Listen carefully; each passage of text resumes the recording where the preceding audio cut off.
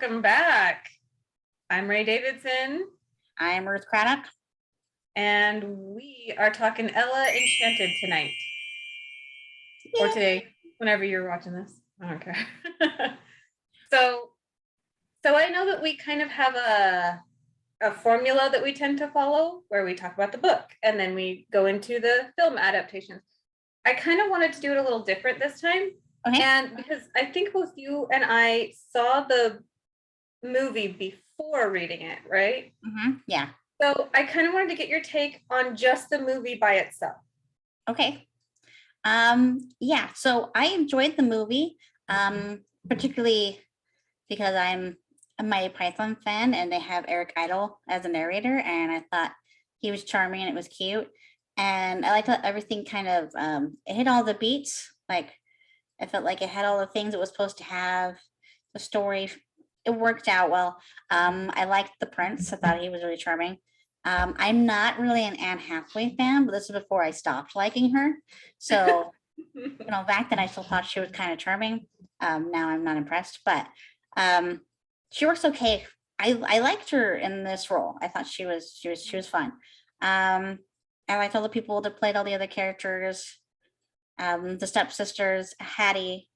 I thought that actress was perfect for that character. And I don't know, I loved all the kind of random modernizations they did. It was medieval, but they had like the escalators, like wood slats or whatever. No, it was fun. It was fun watching it again with my kids because they hadn't seen it or they didn't remember it anyway. Right. And so they thought that was fun, all the little things like that. And particularly enjoyed the Prince Charmant fan club and the groupies and the insanity. Is Shark going fast? No, not particularly. All right, get out. Yeah. See, and when I first saw it, I liked it. Like, I don't remember when it came out, but again, my baby days. And I remember, like, I didn't see it in the theater. I saw it when it was available so that I could watch it at home. Mm-hmm. And I had at least one, I think maybe just one kid with me. And I liked that it was something cute and not too deep, but also not vapid that I could watch with my kids. Like, I liked that it kind of did that. But it wasn't memorable to me. Like, it was one of those that I'm like, oh, yeah, I saw that. And if people talk about it, then I'm like, okay, I remember that. Mm-hmm. And I kind of felt like Anne Hathaway as Ella was basically Princess Diaries. Like, she was just Mia. Yeah. Which works for her. So that, okay. Yeah. And then I read the book. So boy, are those two different things. Like, thank you. I was like, yeah. They kept the names and the basic kind of a Cinderella story. The concept and some of the characters. But every other thing was different from what my gosh. So, like, you talk about loosely based on a book, that is about as loosely based as you get. Right. Yes. Yeah. Completely different things. Yeah. So then when it came to the book, I kind of mentioned before briefly, but this was my sister's favorite book. Like, I want to say around 6th or 7th grade, she read it, and I might be a little off on that, but right around that time, she read it and loved it. And it, like, she would like reread it and knew I have books that I love and I keep them, and maybe like a decade later I go back and reread them or something. Mm-hmm. She would just like steadily reread it, and then like, oh, my next grade level needs a book report in English. Do an Ella Enchanted. Like, yeah, love this thing. And so when the movie was coming out, she was like, oh, yay! And she was fine with, like, Anne Hathaway sounded kind of perfect for the role to her. And so she's like, that would be so fitting. She's supposed to be charming but clumsy, and and someone that you could see, oh yes, clearly there's something about her that makes the guy go, hey, I like you, while at the same time not being like this like beauty like, Completely perfect. Yeah. right. And so perfect, right? And I didn't know Hugh Dancy, the guy that plays Char. Mhm. I didn't know that actor. Apparently, he's done a ton of stuff. Most of it's TV. He's in like Law and Order right now, or what was recently, or something. I think he'd done more since then. I think he was more unknown at the time. So And yeah, in stuff after this. but like he's not an actor that I recognize, and I certainly didn't recognize him when I originally watched the movie. Which, as I have mentioned before, I kind of like that because sometimes it can pull you up. Like Carrie Ellis was in this, Yes. and the uncle that was 100% changed from the book. Was barely even spoken of in the book. And it wasn't that guy's uncle. It was some girl that she went to school with's uncle, Oh. Edward or Edmund or whatever. And Ella's dad was like, I'm gonna make you marry him because He's got money. Yeah. Yeah. Exactly. And all of a sudden in the movie, he's the prince's uncle and he's evil, you know. Yeah, the dad's dead. And I kept waiting in the book, I kept waiting for where's the part where the dad dies? And I was like, dad's not dead. Well, and like he talks about sisters, like his sister was a big deal in the book. Like when he's not denouncing himself, but he's like wants Ella to be aware of his faults. He's like, because I love you and I want you to love me. I need you to know the worst things about me. And if you can still love me, knowing those, we're golden, right? And Yeah. so I don't think he actually says it quite that way, but it's crystal clear that that's what he's doing. Mhm. And he's telling her, you know, my sister had this bad experience. I got this tutor fired, but not just fired, like blacklisted. Like I was so vengeful, you know, because he loves his sister so much that youthful Char was just like, I will destroy you, you know, and he's like, and now I feel bad. Like, You know, it might have got a little far. Yeah. right.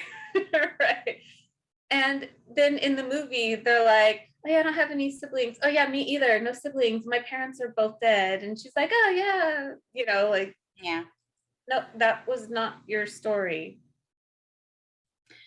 Yeah. But, It's not that big of a deal. At the same time, it's part of what makes the characters from the book to the movie completely different people. Like after reading the book, Anna Hathaway does not feel like the right character for this book at all. But then I also, again, I'm doing this through audiobook. So I'm getting the audiobook experience. And they had this very young voice doing it. So at first, when I started the story, I thought she was like 10 or 11 because this actress is playing her has extremely young voice. I know that sounds funny coming from me and the high voice that I have, but this person really sounded like a child. But she still did all the voices really well, and she was good. But like, it really kind of got me in a different mindset of how old she was. And the next thing I know, she's almost 15, and I'm like, oh, okay. I thought she was like this little kid, and then now she's a woman, and I'm like, okay. Like the time period of the book, like how the range is a couple years or is it several years? so it is like she briefly goes through like in my childhood, here are some experiences. My mom died when I was I'm not sure. early teens. Like she's like early teens. Her mother dies, and then it does kind of jump forward a couple years over the next couple years. You know, she becomes pretty good friends with Char, and that's the thing is they develop this lovely relationship, not necessarily romantic, which Definitely, I would say it is kind of romantic, but in the not trying kind of a way, like it's natural. right. But I think that he's like flirtatious or just devout pretty early on. And she is like, I don't know, I didn't realize that this was us falling for each other. I just liked that he laughed. He's like the prince and supposed to be so important. But little old me could make him laugh, you know, and yeah. And he seemed to choose to be around me. And it was I don't know. Yeah, you're right. It was a natural progression from sort of childlike, almost what's the word? Fraternal. Nope, that's not what I'm. Platonic Platonic. love. Close enough. Into something that was like this deep, true, like even though they're young, it has withstood the tests and trials of many, many years and of years and separation mhm. and betrayal or perceived betrayal, or you know what I mean. And Yep. she keeps going out like she's like, oh well, I'm too young to marry, because they do keep the concept that Ella is scared to marry Char because she could be used as a weapon against him. She could give state secrets. She could be forced to kill him. Mm-hmm. And they play one of those out, right? Mm-hmm. Through the uncle actually trying to kill him. And yeah. I like, she does kind of have that thought. And so she keeps saying, oh, well, I'm too young to marry. Oh, I'm not, I'm too young. And he'll, in his letters, because they're separated for a lot of the book, and he'll be like, well, it's been 6 months, happy birthday. And she's like, still too young. Yeah. And then it's like a joke almost, so she doesn't realize at first that this is him sort of hinting, hey, I think maybe we should be a thing forever. And she just could carry on the joke and being her funny little self. So and then like she's like, but it's for him to say, like if he's really interested in me, he needs to come out and say it. She's not gonna assume it, which I thought was I like that. I liked that she wasn't reading into it, even though there was plenty of hints there, because if a guy asks that question like once or twice, it's a funny joke. It's an inside joke. Right. If he's asking that consistently, there's a reason. So the fact that she wasn't trying to read into it, and she just like, he's got to come out and say it if he's interested. If not, I'm just enjoying being his friend, and I love his letters, and so if he does love her, then that's totally up to him. She's not going to chase after him. Right. And even at the end, like, so in the movie, the way that she frees herself is kind of true to the concept, where she looks in the, she's about to stab him, she knows she doesn't want to, and then she looks in the mirror and says, you will not be obedient, right? Yeah. Breaking the spell. She commanded herself through the mirror. It worked fine. I appreciated that every change that they made in the movie made it sense within the movie. Do you know what I mean? It made sense, like that alternate universe. Right. And so that's fine. But I loved in the book that she didn't just say, I'm not gonna do, like, she actually is like, she's like, no, I can't marry you. And he's like, fine, then tell me the truth. And she's like, well, like, I forget exactly what he's asking her to do, but she's just like holding it, and she actually has to overcome. She has to not obey. Mm-hmm. And she's like shaking violently, and it's almost like she's gonna throw up. And and she has to do that to herself to break that, because that was always the thing. You'll be obedient, you'll start to feel sick and dizzy, and you'll find your way back to complying. Mm-hmm. And so she had to stand there and look him in the eye, presumably, and be like, nope, I'm not going to marry you because I don't want to hurt you, but I can't tell you. Yeah, I can't tell you. And she had to willfully disobey and see it through. And then she was like, it's broken. It's done. I am not obeying his command. I'm not obeying Hattie's command. And she's like, okay, I wasn't old enough a minute ago, but I am now. And that was such a sweet, cute little, and he kind of had this like, the heck is going, whatever. Okay. Like, you can explain this at some point, right? Nope.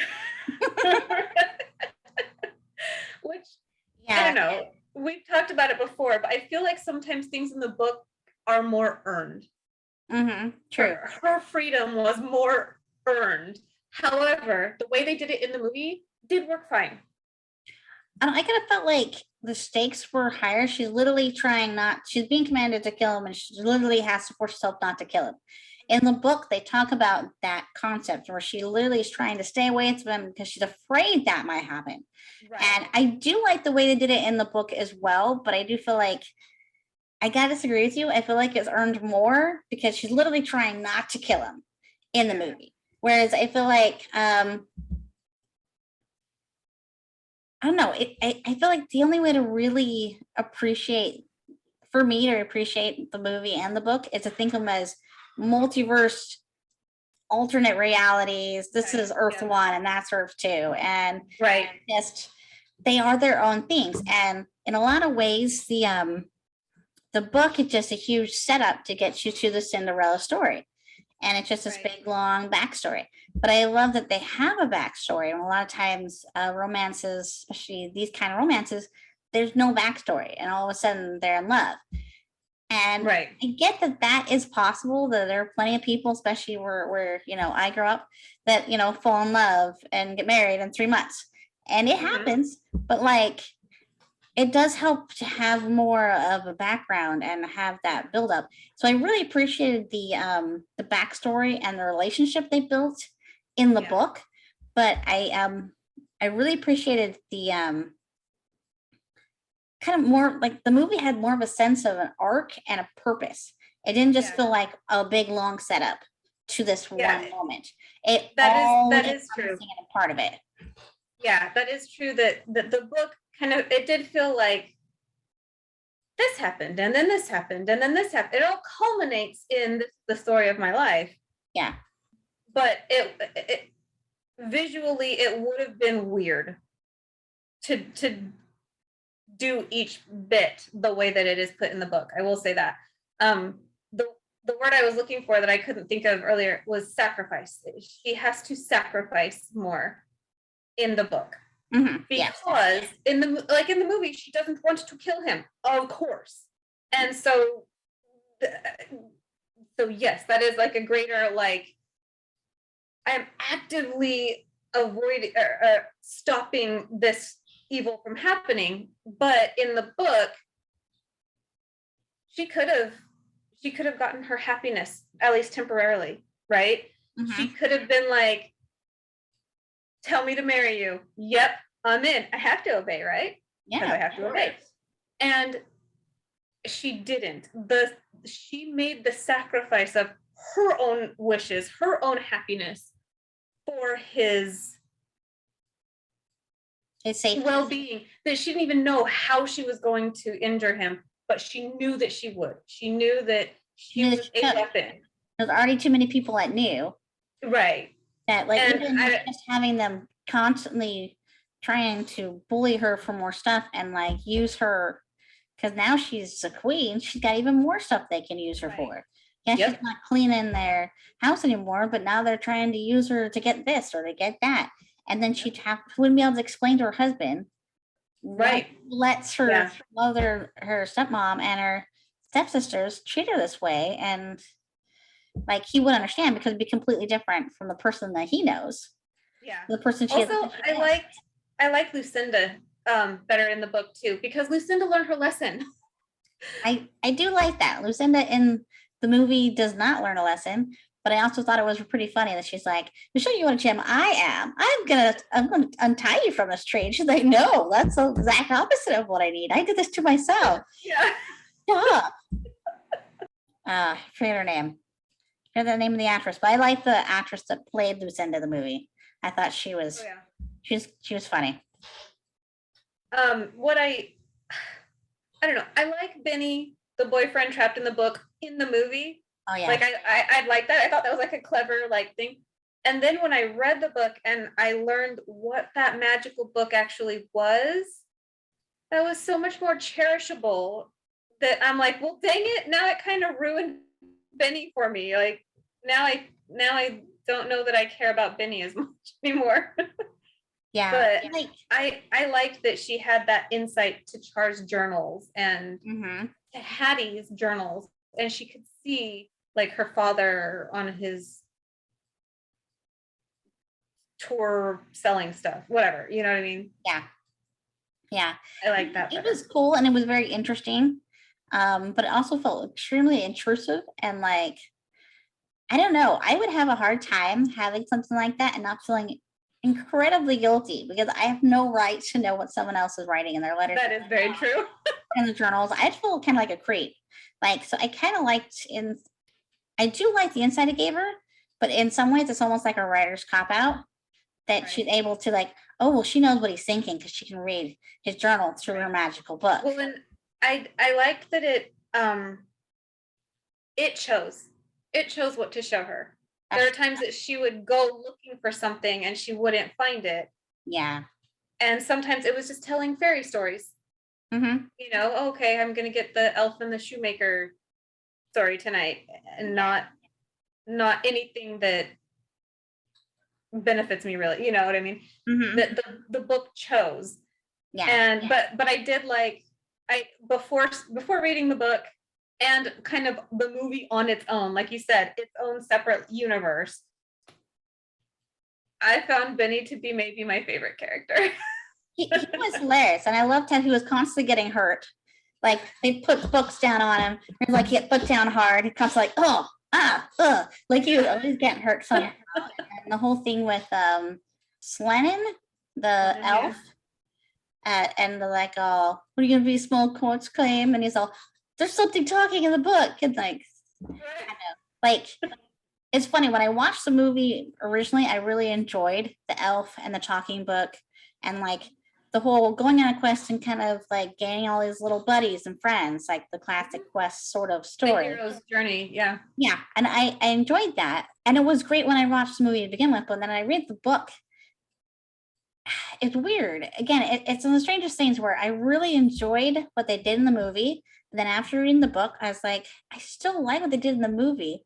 But in a way, it's like the kiddie version of what the book was.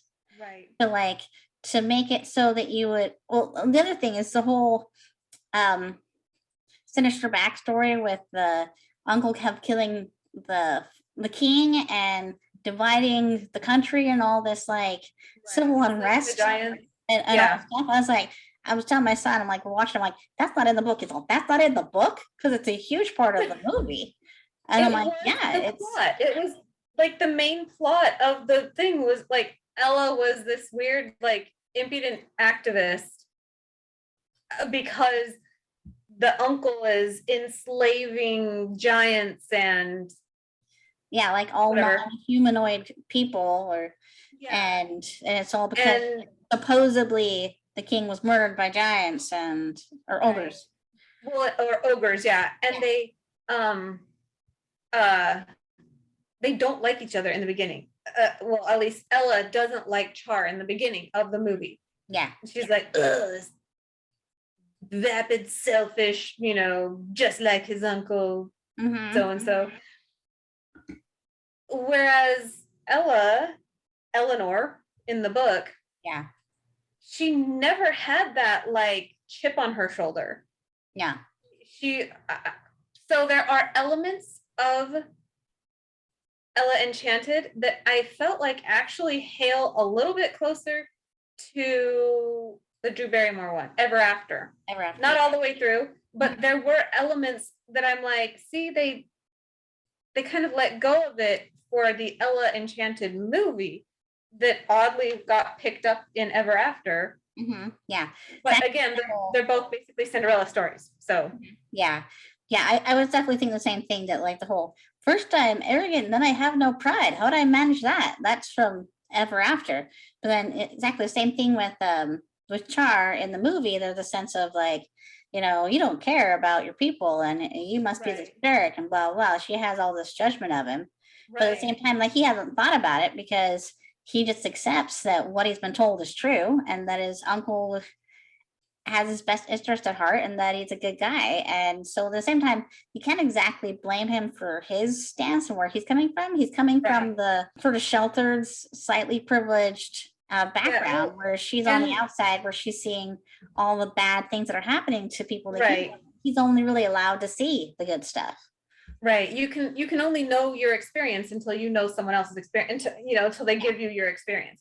I did like that so in the book they have Char go to like he's fighting ogres and then he's going off to the other land that I don't remember the name of. Gosh, was Arinthia or Arinia? Something like yeah.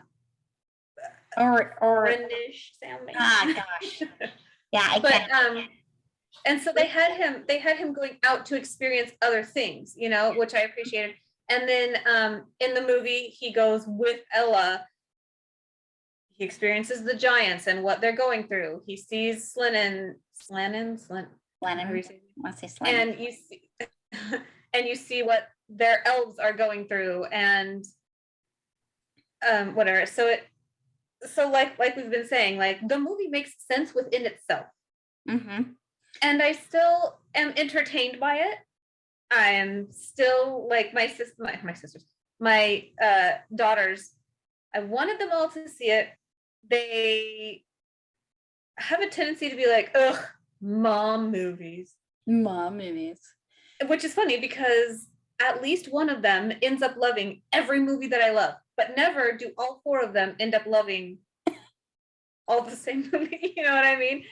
And so I've got four daughters, and daughter number 3 stayed all the way through.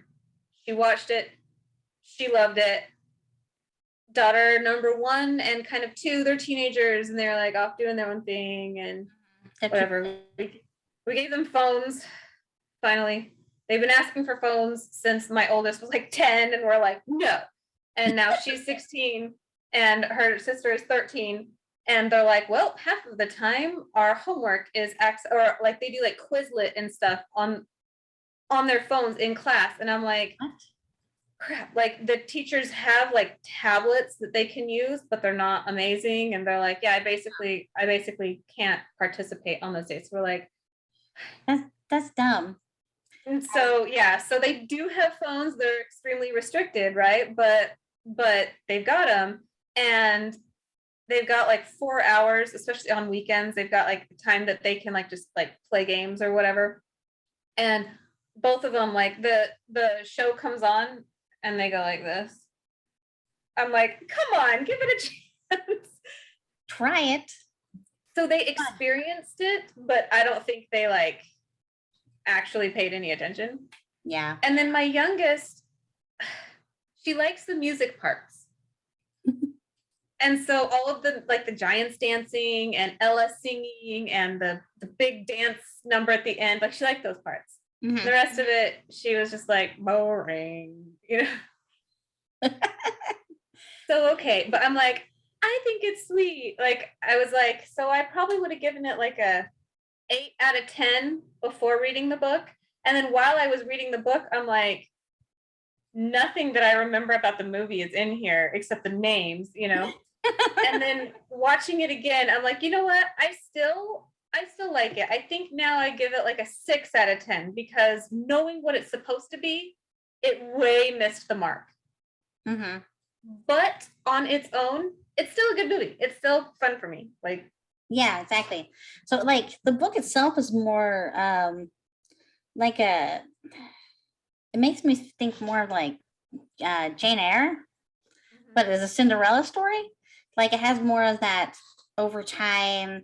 You see her horrible life, and you see her grow, and you see all this stuff. It has more of that like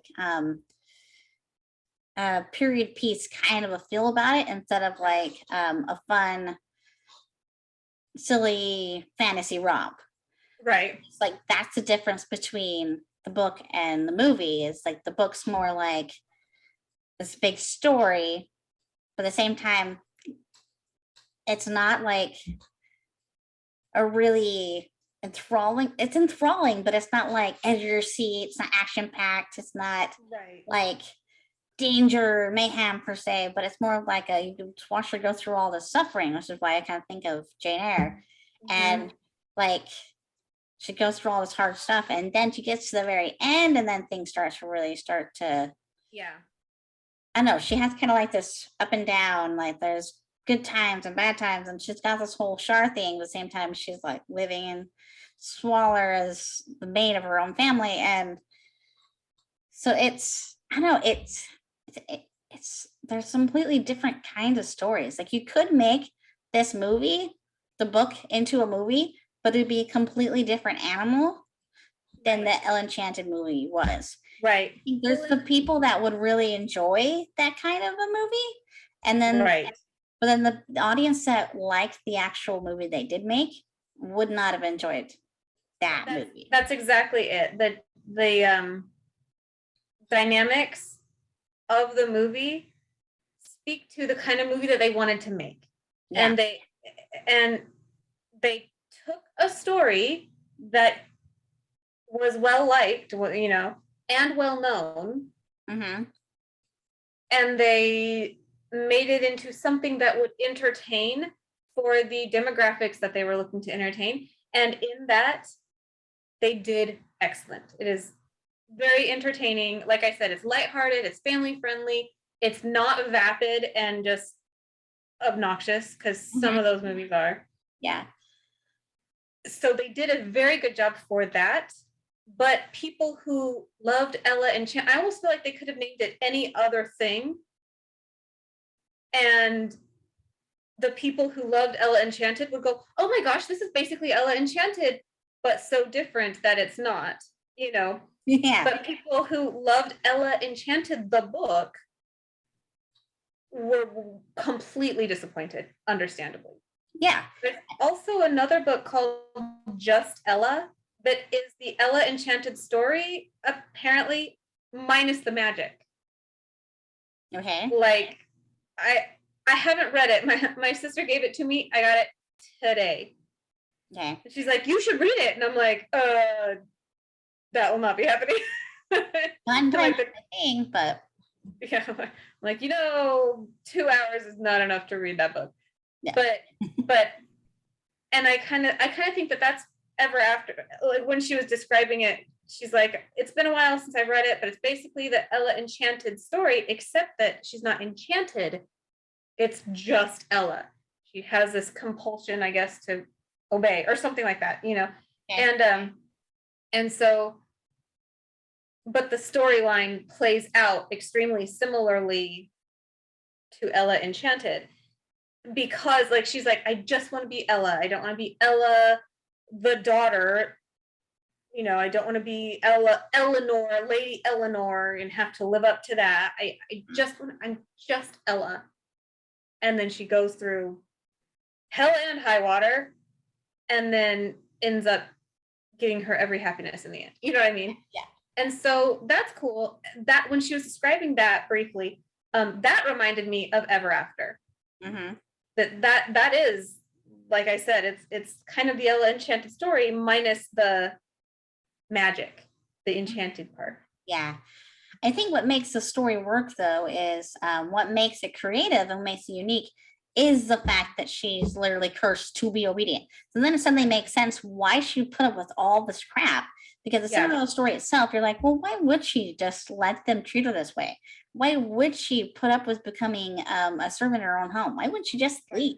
Like, yeah, I know it would be hard to find a way to live on your own as a young person in those times, especially as a woman.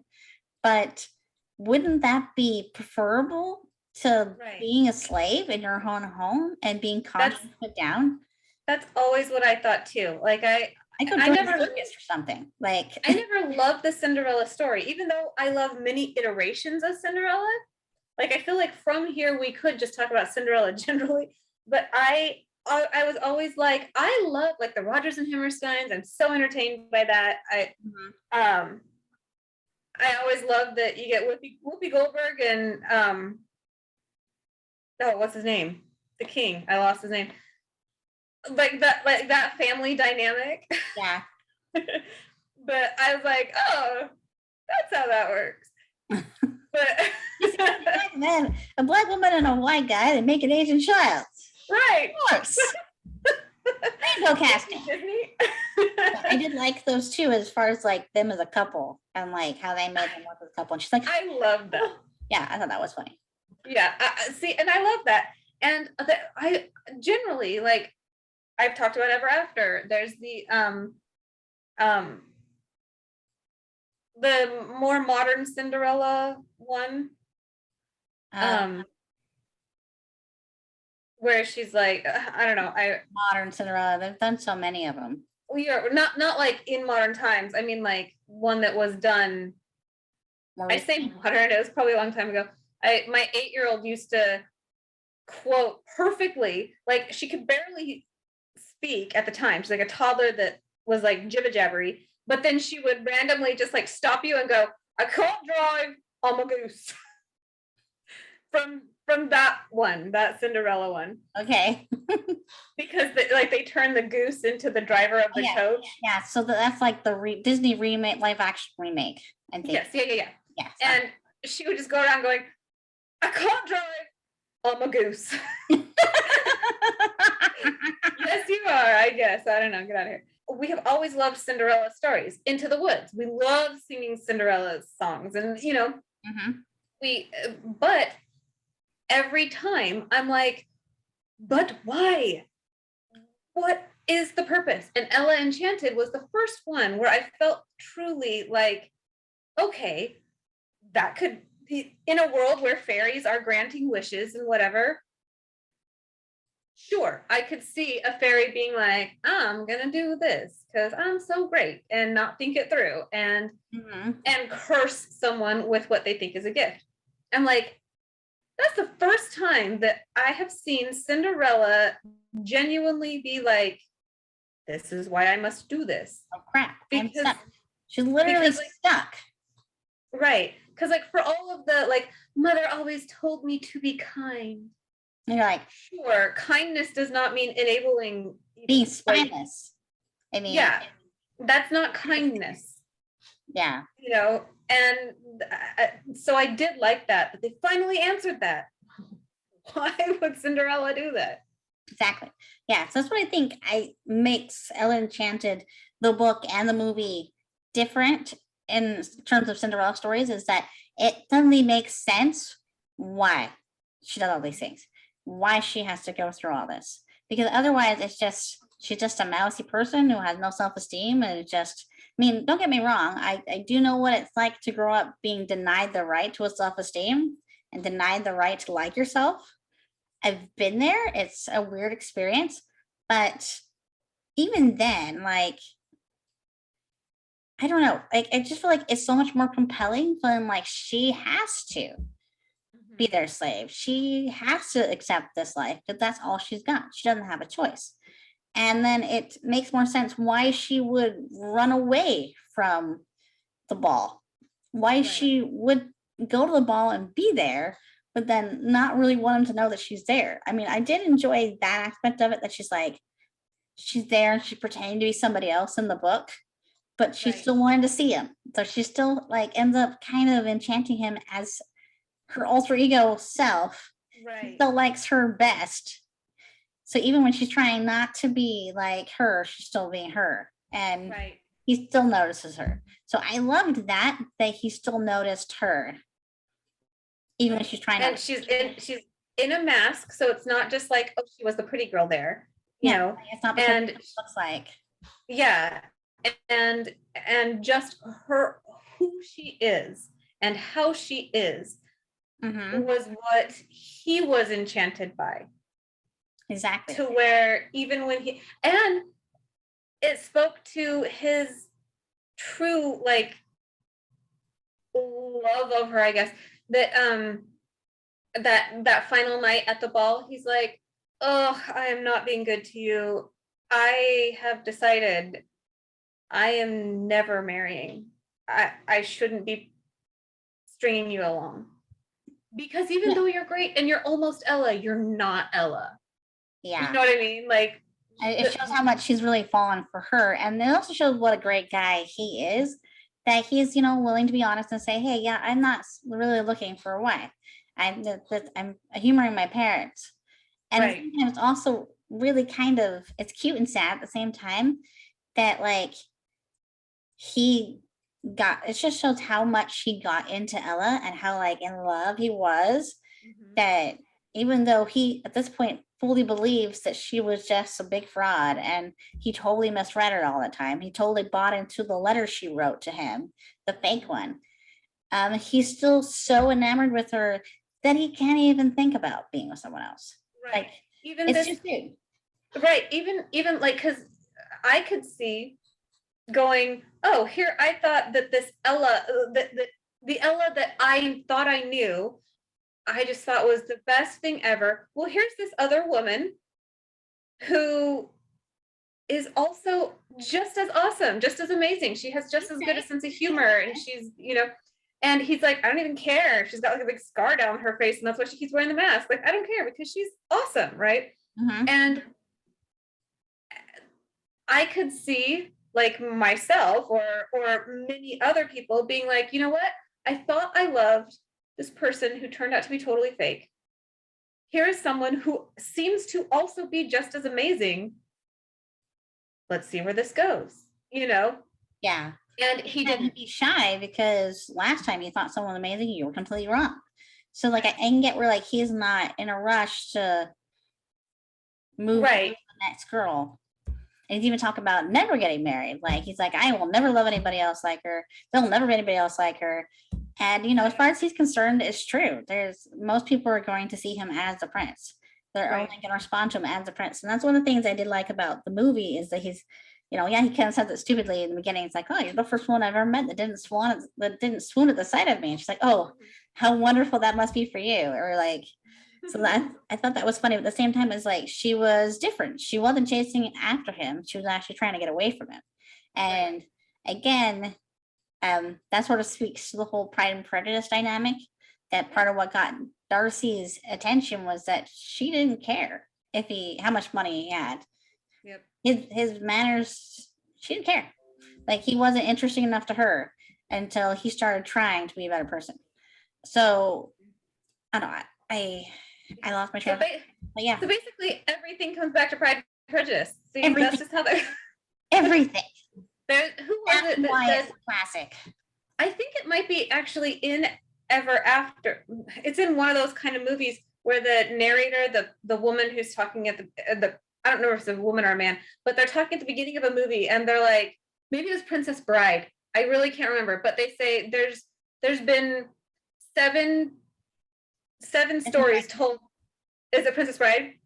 Are you talking about the seven kisses that were the seven kisses or whatever? But there's another one. I don't know if it's also Princess Bride or if it's another one where they say like there's really only, I don't remember if it's seven, but there's really only, they give a number, 7, 9, something like that, stories ever told, and everything else is just a form of that or something like that. And then they're like, but I'm going to tell you something that you've never heard before, and then or I'm going to tell you the real story or something like that. And it kind of is true. I don't remember what it's from. It's from one of those things that is like romanticized, old timey. Don't question it. You know what I mean? Like, like Ella Enchanted, where you're like, it's from olden days. Yes. But it's one of those where they're like,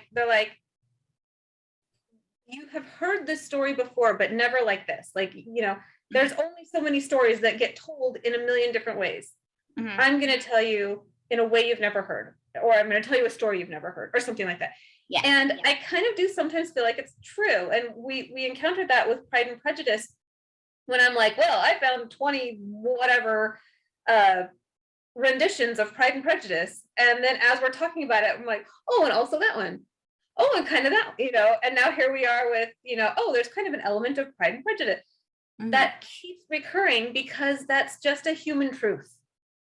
That, that's like I kind of thought about that with the guy that we had a crush on in junior high. Because I just thought the same thing. That's weird. Yeah, that we were kind of maybe not the fangirls. I feel like others filled that role a little bit better, but like I was never going to be the girl that he paid attention to because I was the girl who paid so much attention to him without his regard. Do you know what I mean? And I look back on things like that and I'm like, oh yeah, okay, I can see it. And now I'm like, okay, turned out fine, but in that moment, like it's one of those things like this was not Hattie's story. This was not Olive's story. Mm-hmm. And human nature kind of tells us that, well, I'm living my story. So when you realize, oh, I'm not the heroine of this situation. What's going on right now? Mm-hmm. That's her story. Like, you know, it I don't know who the girl is, but it's not me. Yeah. right. Yeah. Only one person is Cinderella. Yeah. You know what I mean? And I kind of like that you saw that in Ella Enchanted a little bit, that she was just like, this is not my story. And then it turned out that it turned out that this was, you know what I mean? I don't know if that makes sense to everybody else. Yeah. But like she was like, this is Hattie's story. You know, this is Char's story. And then she kind of has this moment of like, no, you know what? I am living my story. I need to not just be a side character in everybody else's story. Mm-hmm. And you do get that in the book. Eventually, at the very, very end. Eventually. I felt like in the movie of Ella Enchanted, she kind of realizes that earlier in the movie. Earlier, yeah. Yeah, when she decided to take off and go find Lucinda way earlier. Yeah. That's kind of she's like, I'm taking control of this. Yeah. Yeah. Yeah. One of the things that they did in the book that wasn't really done justice to was the whole thing with her and the ogres in the forest. Like, I thought it was fine in the movie until I read the book, and then I was like, that is awesome. That the one that she could, the whole that she could mimic voices and that she could learn languages. I thought that was really cool. And I also like her being clever. Yes. It shows that she has a talent and that there's something more to her. Also, I really liked that they made it seem like she physically had pain if she didn't obey. Whereas like in the movie, they made it feel like it was really difficult and like she'd try to resist it, but then she'd be forced by the magic. Whereas Heather, so my sister that told me about, she hated that. She's like, I knew that I was gonna hate this movie the first time Ella went and like was compelled to immediately do the thing. You know, she's like, I think it was when she was stealing shoes or something, the glass slippers. Mm-hmm. Like when she was like, that's theft. And then she was, and like something is like yanking her to force her to do it, you know? And Heather's like, I knew I would hate this because that's not at all, that's the antithesis of what the book was like. The book was like, the book Ella was like, do I have to do that? Or like, I love the part where in the book she's talking about how like one time, what's her name? The cook who's like the fairy godmother or whatever. But how she's like Mandy. Yeah, Mandy. How she's like, go get more almonds. And she's like, do I need to stop what I'm doing and go get you almonds? And Mandy's like, please just go get me some more almonds. And so she comes back with like 2 almonds, and she's like, there's more almonds. There you go. They're command fulfilled. You want to do this all day, you know? You know, and she kind of had like with the ogres, how she's like, they're like, do not run away. Like they know that she has to comply. And so she's like, screw that. They said don't run away, but I'm going to anyway. And she's like getting dizzy and falling over and you know, and trying to, and then she and then she gets disoriented and ends up right back where she's trying to get away from. And and she's just like, what? But it speaks to the concept that like she was trying to overcome it the whole time. Mm-hmm. It wasn't just Lucinda will fix everything.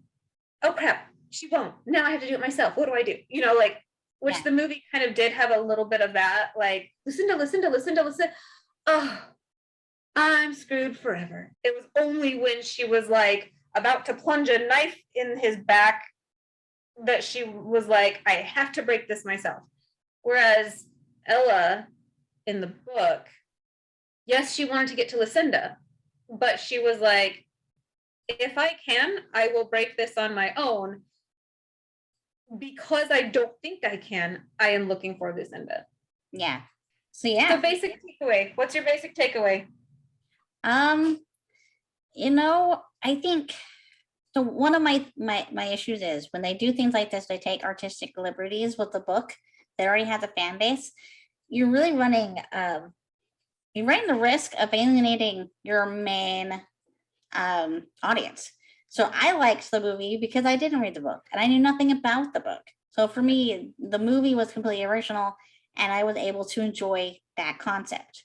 But when you make a movie out of a book that has a following, part of the point of that is that all the fans are going to come out and see the movie because they want to see the movie telling of it. They want to see if it's going to match what they think. They're like, they want to see, there's just something, I don't know what it is about. We love to read the book. We love books, but there's something really exciting about getting to see it transferred over into another medium, to see it as a TV show or as a movie or a play, being able to see it in a physical form. Right. So exciting. And it's like, oh, this is so fun. But of course, you run the risk of disappointing everybody because everyone's going to have a different notion, right? Of how the prince looks or how Ella was or blah, blah, blah. But when you do something like this, it's almost like, why did you pick a book that had an audience, that had a following, if you weren't going to stay true to it, at least somewhat true to it? Like Harry Potter, for the most part, stays pretty true. There's some things in the other books that I understand. Anyway, I haven't read the other books yet. That, you know, they change, but they stay fairly close to what the books are. It's not a completely other thing. That's right.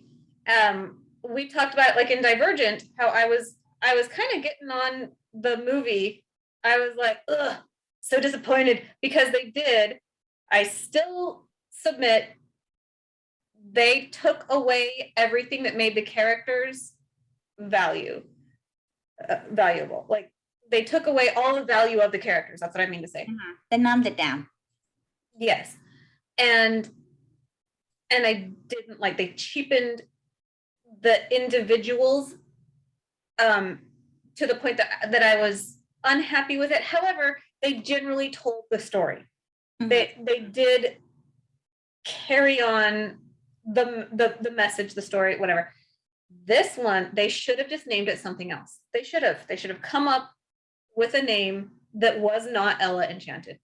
Yeah. And then when you say that it's loosely based off of Ella Enchanted, or when people watch it and they go, oh my gosh, they got that Ella Enchanted, and then it goes wildly different, they're not disappointed. They are, in fact, like, happy that part of their book that they love inspired the thought behind this. Nothing wrong with being inspired by something and like kind of making your own thing out of it. But it's another thing when you say you're making a movie out of a book. Right. Yep. Don't make that book hardly at all. Like, yep. It's the other way to explain it is it's a multiverse and this is just an alternate reality, Ella. Yep. And like so my basic takeaway is I like the movie fine. It is not the book. Yeah. I like them both for what they are. They both have something unique that the other one doesn't have. Right. I can enjoy both. But like, I honestly think that I agree with you. They should have named it something else. It could have been inspired by the book, by the general concept, but it should have had a different name. I don't know what it would have been because Ella Enchanted is pretty much the most obvious name. Right. Really, because that's kind of the difference between this Cinderella and other Cinderellas. Other Cinderellas, she had a fairy godmother that helped her get to the ball, but in this version, she's literally enchanted herself. And that's the big difference. So yeah, they should have just named something else, like maybe, I don't know, Ella Interrupted or something. I don't know. Whatever. Been a different demographic for that, but yeah, would have been hilarious.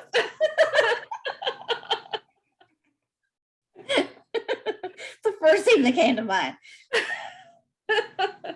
Yeah, I don't know. That's one thing I have to say. It's this kind of thing that makes me afraid to ever give someone the rights to make my book into a movie, unless I have a strong say in it. Like I'm writing the screenplay and I'm part of the casting and like I'm a huge element in the making of the movie, because it would kill me if they did something like this, where like they took my story and then like, and I could see somebody doing that to my story, like cutting out the whole childhood part and just starting from her, you know, in the second book, it's a teenager in Becklenuff, and it's like we get none of the backstory, and it's just Right. sudden, and it's like you could do that, but then you're really not getting all the character. You're missing a lot of the layers. The reason why she does so many of the things she does later on. Yeah, why who she is and why she is. Mm-hmm. Like, I don't know. So yeah, I would love to know what the author thought of the movie and how much she got. Like, she just sell her rights to it, and then it was like, okay, bye. You know, hope you have a wonderful life, movie baby. But yeah, I don't know. Anyways, I think I prefer it when the writer does have some more say and is more involved. Like Anne Rice in Interview with the Vampire. She had, you know, she wrote the screenplay. She had something to do with it.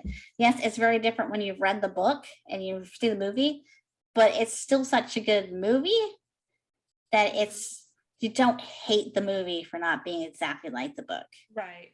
Well, and even like when we talked about the Harry Potter stuff, Rowling was very integral, even if she's not like right there going, oh no, he should look this way. Like, she's not getting into the minutia of the making of the film, but she was an active participant. Yeah. So I appreciate that as a connoisseur of both film and books. I appreciate when it's not just let me give you some money and do whatever I want with your story. You know, I appreciate that. I know I was watching the Saving Mr. Banks about the making of Mary Poppins. And I'm like, I hope that that's pretty accurate. I don't actually know anything about the reality behind that movie, but I hope that it's pretty accurate, that they were like, hey, this is your story and we want to do it justice. And even though she didn't like the actors and she didn't like that they made it a musical or something, like, you know, she was like, oh, the animated penguin. She's like, how are you gonna get penguins to dance? Because the original agreement was that he wasn't gonna animate anything. And it's like, sorry, can't get around.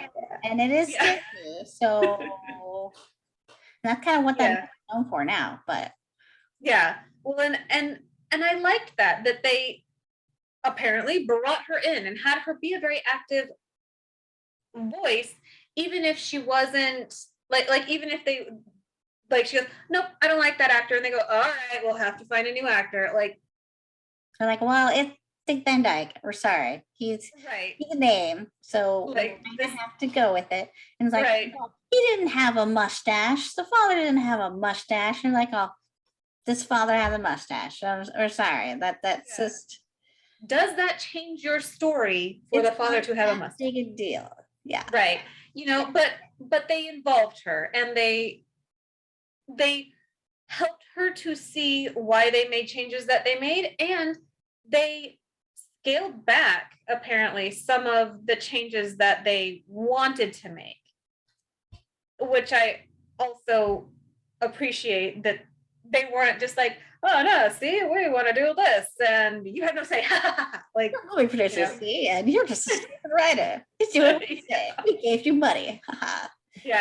So there was, I might have mentioned it before, but there was a movie that I was watching, the premiere was coming up, and the producers were talking about in like the pre-show, they're talking about how originally another production company had gotten the script and they were like, oh man, we love the script, but instead of, you know, this guy that's just evil and nasty, we want to make it a dog, like a wild, crazy dog that's attacking whatever. And but keep the basic story, but just make that like a dog instead of a person doing this.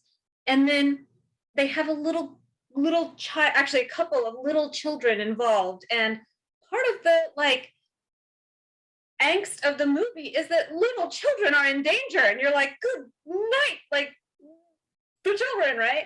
And they were like, yeah, we don't want to do that to our audience, and so we want to take the children out, like have them there and be like, oh no, but make sure they get somewhere safe so that the audience knows, like, you don't have to worry about the children. You're like, you're making the point. right. And the Where's the writer, dates? or possibly their agent or something was like, um, no, you have completely you've changed the reason why and the villain to a dog. Like, Like, seriously? And we're gonna pass. right. And so when this next production company got it, and they were like, we love it just as it is. There might be a few, we're gonna change that line. We're gonna make this scene happen in a different place. Something like that. But we're gonna cut it down to time because we can't make a 3-hour movie, like, or whatever it was. I don't remember. Yeah. But they were saying that I was watching that right around the time that we did the interview with R.K. Lee. Mm-hmm. And she was like, we were talking about how I was like, and then when they make your book into a movie, we can have you back on the show, right? Talk about your thing and see what you think. And she's like, oh, it would be a dream. Like, I would cry or whatever. And I was like, you would cry because it's awesome, or you would cry because they would slaughter it, ruin everything good about it, And so I did kind of have that thought because I had just seen this producer talking about that, and I was like, yeah. And then we immediately watched Divergent, and so that was like fresh on my mind, and I'm like, they did exactly which was not accurate, but then when I was like, Ella Enchanted, it's gonna be nice and airy and light, and I've seen the movie, so I know it's like upbeat and whatever. And then as I was reading it, I'm like, oh, what is I wasted all the wrong book? Is that Ella Enchanted? I actually told my husband, I'm like, apparently I wasted my indignation on Divergent. I should have saved it for this one. You can get mad as often as you like on here. That's the point. Oh, the author was fine. The screenwriter or the producers, whoever did that. Yes, yeah, exactly. Okay. But I'll watch it again. I think we covered it. I think we into this and this was fun. Definitely an interesting experience. I don't think I've ever read a book that was so different from the movie in my life. Neither have I. Yeah. Anyways, so yeah, next time my son has requested that I do Percy Jackson. Okay. Because I got him to read those books, and so my 14-year-old, it might partially be my fault. It might also be because I watch a lot of YouTube and a lot of like story tubers and film theory and game theory stuff, and they're just into being super analytical. But he has lots of opinions on everything, and like sometimes when we watch movies, he has to pause it to be like, "What did they do?" And I'm like, "Honey, we were talking about the movie afterwards. We can do this, but let's not pause the movie after watching it." This drives his brothers crazy. He's like, "They're like, Ethan, just watch the movie." So I will, like, as I'm reading, I'll be writing notes, and then as I watch the movie, I get a different colored pen, and I will write notes on the movie. And I've noticed that some of my kids will be like watching a movie, and they'll be kind of doing one of these too. They're taking notes too. I'm like, did you? Because they'll have a question. They'll be like, when Ella went into the thing, why did she do this? So that afterwards, like, because I hate it when they do it in the, like, why did she do that? Did she just say something? Like they're like asking questions where did she go? Wait, what does that mean? I'm like, shut it. I don't know, sweetie. I guess we'll have to watch it and find out. They'll be like, I thought you saw this before. I have, but you haven't. Right. Get to the end of the movie. A lot of times it's the reveal at the end that you want. Like, your reward for following the movie through was you get the answers at the end, you know? And so they would like write down they start writing down their questions. And then if it gets answered, then they like scratch it out or whatever. I won't ask. That's cute. That's like, cute. I like it. So Ethan would also like to guest on the show. So he okay. wants us to read Percy Jackson and watch it, and he wants to be a part of the conversation. I told him that he can't interrupt, that I will tell him when it's his time. I'll ask him questions. I'll tell him it's time to talk. And I told him he can't do his YouTube crazy, like super opinionated like voice. He has to do because he has his own YouTube videos and stuff that he does, and like Ethan's thoughts, and they're funny. But yeah, he gets like super adamant and like loud and stuff. So I told him he's gotta like bring it down, like I do notches. Like I come into my husband's office, supposedly because I need a place that's like separate from the children and from whatever noise is going on out there, but also so that I can be like, they didn't even stay true, you know. I can yell and get crazy and throw the pen down on the table over and over again, and I'm not like disrupting children trying to sleep. Some of the children, yeah. Ethan does that in the bathroom and goes take a shower, and like I hear him like Mama! That's my kind of kid. I'm okay with it.